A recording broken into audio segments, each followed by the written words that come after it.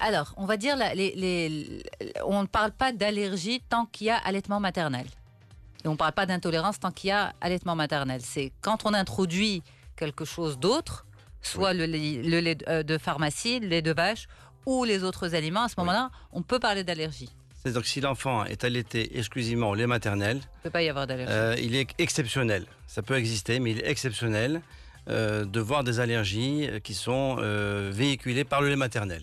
Je pense qu'il ne faut pas dramatiser insister là-dessus. C'est quand même quelque chose d'assez exceptionnel à évoquer. طيب لما يدخل الطفل يعني مثلا أو تبدأ الأم بإدخال أنواع مختلفة من الطعام للأكل مع الرضاعة تظهر أحيانا وتختلط عليها كيف ما ذكرت اللحظات الحالة. هل هي حساسية ناتجة عن هذا الطعام الجديد اللي دخلت عليه أم أنه يعني الأمر عادي؟ فشنو التمظهرات اللي تخليها هي تقلق وتعتبر أن الأمر حساسية لهذا الطعام الجديد؟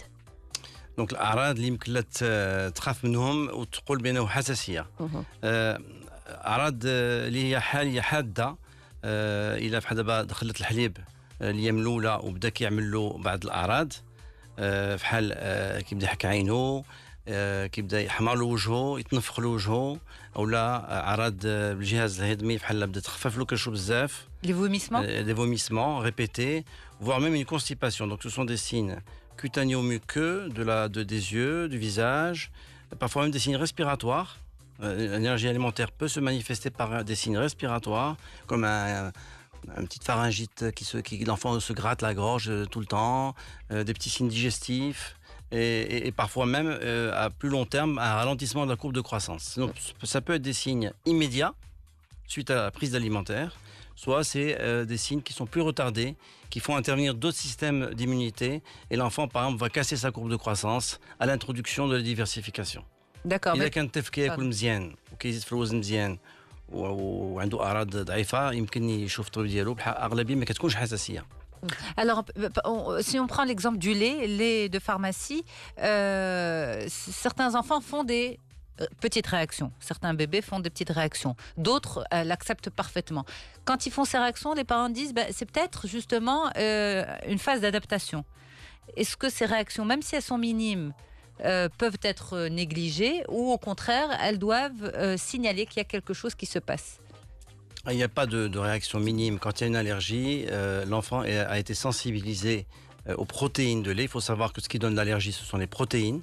Et donc, quand l'enfant prend des protéines de lait, quel que soit le lait de vache, il va faire, s'il est allergique, s'il développe une allergie aux protéines de lait de vache, il va faire des réactions en général bruyantes.